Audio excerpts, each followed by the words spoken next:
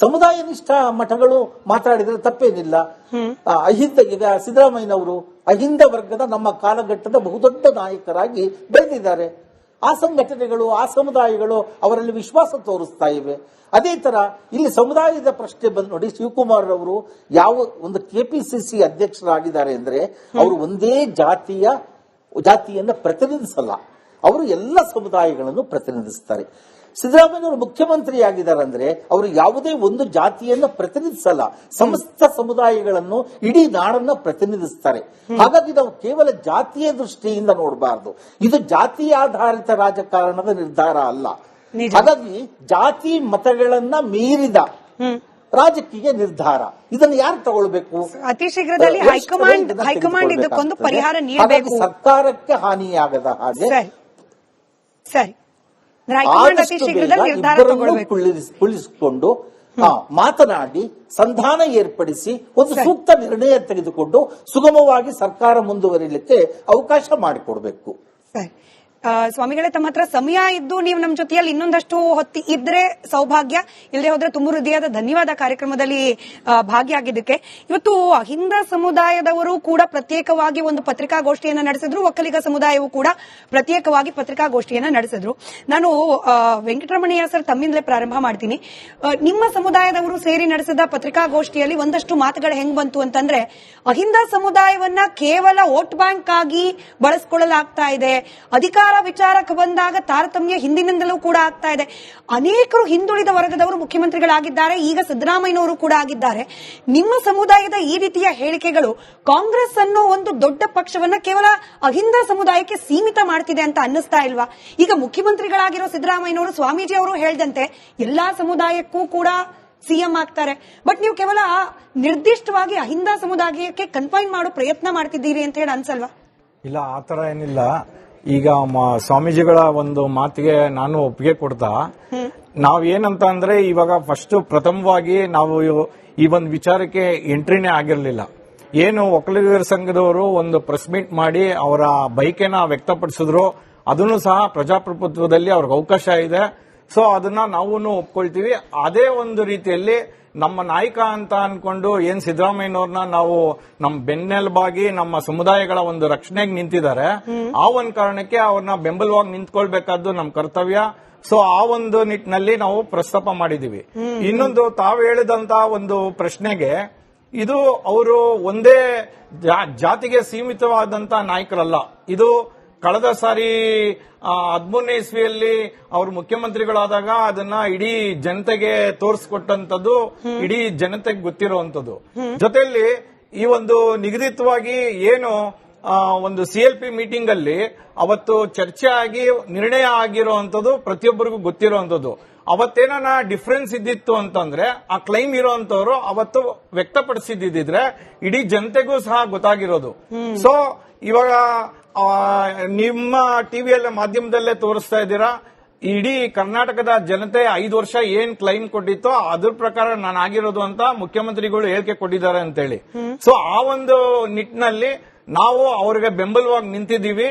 ಮತ್ತೆ ನಾವು ಹಿಂದೆ ದ್ವಂದ್ವ ಇಲ್ವಾ ಸರ್? ನಾನು ಕ್ಷಮೆಯಲ್ಲಿ ನೇರವಾಗಿ ಪ್ರಶ್ನೆ ಕೇಳ್ತೀನಿ, ಯಾಕಂದ್ರೆ ನೀವು ಇದ್ದ ಪ್ರೆಸ್ ಮೀಟ್ ನಲ್ಲಿ ನಿಮ್ಮ ಪಕ್ಕದಲ್ಲಿ ಕೂತವರು, ಕ್ಷಮೆ ಇರಲಿ ನಾನು ಅವ್ರ ಹೆಸರು ಮರ್ತೆ, ಅಹಿಂದ ಸಮುದಾಯದ ನಾಯಕರನ್ನ ಕೆಳಗಿಳಿಸುವ ಪ್ರಯತ್ನ ಮಾಡಿದಾಗೆಲ್ಲ ಕರ್ನಾಟಕದ ಚರಿತ್ರೆನೇ ಬದಲಾಗಿ ಹೋಗಿದೆ, ಸರ್ಕಾರಗಳು ಉರುಳೋಗಿದೆ, ಇದನ್ನ ಬ್ಲಾಕ್ ಮೇಲ್ ಅಂತ ಕರಿಬಾರ್ದು ಅಂತ ಹೇಳಿ ನೀವು ಹೆಂಗೆ ಸಮರ್ಥಿಸ್ಕೊಳ್ತೀರಿ? ಇವಾಗ ಹಿಂದೆ ಎಲ್ಲಾನು ಬ್ಲಾಕ್ ಮೇಲ್ ಆಗಿರೋದೇನೆ ನೋಡಿದ್ರೆ ಮೇಡಮ್. ಇವಾಗ ರವೀಂದ್ರ ರೇಷ್ಮೆ ಅವರು ಹಿರಿಯರು ಸಿದ್ದರಾಮಯ್ಯನವರನ್ನ ಕೆಳಗಿಳಿಸಿದ್ರೆ ಸರ್ಕಾರ ಉರುಳು ಹೋಗುತ್ತೆ ಅಥವಾ ಕರ್ನಾಟಕದ ಸ್ಪಷ್ಟವಾಗಿದ್ದೀವಿ. ಯಾಕಂದ್ರೆ ಹಿಂದೆ ನೀವು ದೇವರಾಜ ಅರಸು ಅವ್ರದ್ದು ನೋಡಿದಾರ, ಬಂಗಾರಪ್ಪನವ್ರದ್ದು ನೋಡಿದಾರ, ಇನ್ನು ಈ ತರ ಒಂದು ಬ್ಯಾಕ್ವರ್ಡ್ ಕ್ಲಾಸ್ ಕಮ್ಯುನಿಟಿ ಅಥವಾ ಬೇರೆ ತಳ ಸಮುದಾಯದವರೇ ನಿಂತಾಗ ಈ ಒಂದು ಪರಿಸ್ಥಿತಿ ಯಾಕೆ ನಮ್ಮ ಸಮುದಾಯಗಳಿಗೆ ಬರುತ್ತೆ ಅನ್ನೋದೇ ಒಂದು ಯಕ್ಷ ಪ್ರಶ್ನೆ.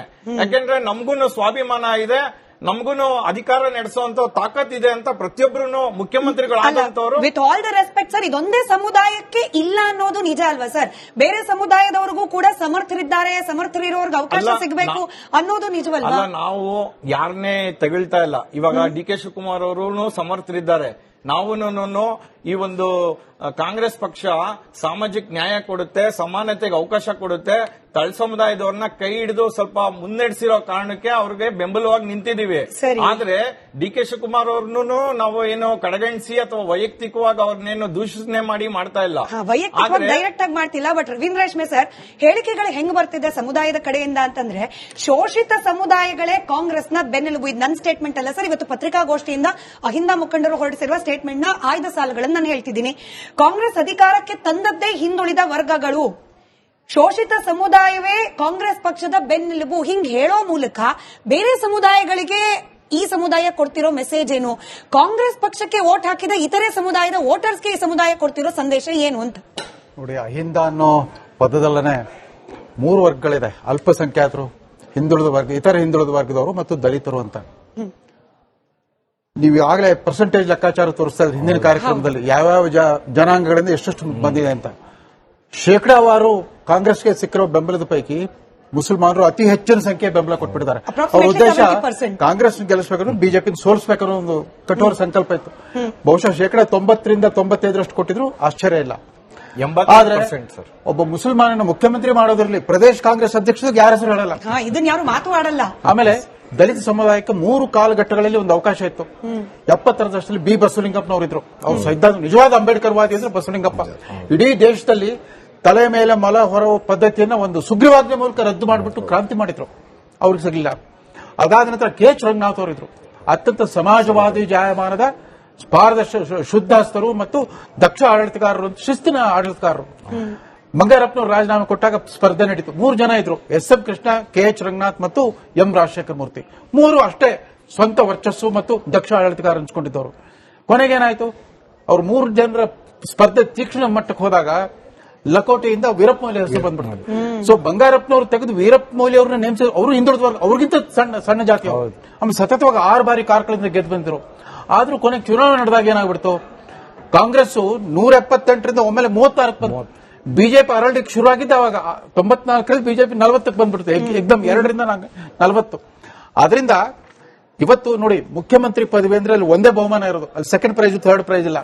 ಈ ಮಂತ್ರಿಮಂಡಲ ರಚನೆ ಮಾಡುವಾಗ ಜಾತಿವಾರು, ಪ್ರದೇಶವಾರು ಎಲ್ಲ ಹಕ್ಕೊತ್ತಾಯ ಮಾಡಬಹುದು. ಮುಖ್ಯಮಂತ್ರಿ ಪದವಿ ಅಂತ ಬಂದಾಗ ಜಾತಿ ಮೀರದ ಲೆಕ್ಕಾಚಾರ. ಆಫ್ಟರ್ ಆಲ್ ಸಿದ್ದರಾಮಯ್ಯನವರು ಕುರುಬರ ಸಂಖ್ಯೆ ಜಾಸ್ತಿ ಇಲ್ಲ, ಸಂಖ್ಯಾಬಲ ನೋಡಿ. 39 ಜನ ಲಿಂಗಾಯತ್ ಎಂಎಲ್ಎಗಳಿದ್ರು ಕೂಡ ಒಬ್ಬನ ಹೆಸರು ಪ್ಯಾನೆಲ್ಗೆ ಬರ್ತಾ ಇಲ್ಲ. ಅಂದ್ರೆ ಇವತ್ತಿನ ಸಂದರ್ಭಕ್ಕೆ ಯೋಗ್ಯ, ಸೂಕ್ತ ಮತ್ತು ಉಚಿತ ಅನ್ನೋ ಆಯ್ಕೆ ಯಾರು ಕಾಣಿಸ್ತಾ ಇಲ್ಲ. ಹಾಗಾಗಿ ಲಿಂಗಾಯತ ಸ್ವಾಮಿಗಳು ಯಾರು ತಮ್ಮವರ ಹೆಸರು ಮುಂದಿಡ್ತಾ ಇಲ್ಲ. ಆಮೇಲೆ 1999ರಲ್ಲಿ ಎಸ್ ಎಂ ಕೃಷ್ಣ ಅವರ ಕೆಪಿಸಿ ಅಧ್ಯಕ್ಷರಾದ್ರು. ಅವ್ರದೇ ಆದ ವ್ಯಕ್ತಿಗತ ಅಥವಾ ವರ್ಚಸ್ಸದ ಯಾವ ಮಠಗಳು ಮಧ್ಯಪ್ರವೇಶ ಮಾಡಲಿಲ್ಲ. 2013ರಲ್ಲೂ ಅಷ್ಟೇ ಸಿದ್ದರಾಮಯ್ಯನವರು ಬಳ್ಳಾರಿ ಪಾದಯಾತ್ರೆ ಅಗ್ರಗಮ ಗಣಿಗಾರಿಕೆ ಪಾದಯಾತ್ರೆ ಮಾಡೋದ್ರ ಮೂಲಕ ತಮ್ಮ ನಾಯಕತ್ವವನ್ನು ಖಚಿತಪಡಿಸಿಕೊಂಡು ಅವಾಗಲೂ ಯಾರು ಇಂಟರ್ಫಿಯರ್ ಆಗಲಿಲ್ಲ. ಆದ್ರೆ 2018ರಲ್ಲಿ ಮುಖ್ಯಮಂತ್ರಿ ಆಗಿದ್ಕೊಂಡ್ಬಿಟ್ಟು 6 ತಿಂಗಳ ಮುಂಚೆಯಿಂದನೇ ಜನಾಶೀರ್ವಾದ ಯಾತ್ರೆ ಅಂತ ಪ್ರಚಾರ ಮಾಡಿದ್ರು ಕೂಡ 130 ಇದ್ದು 78 ಆಯ್ತು. ಇವರು 48 ಇದ್ದು ಬಿಜೆಪಿ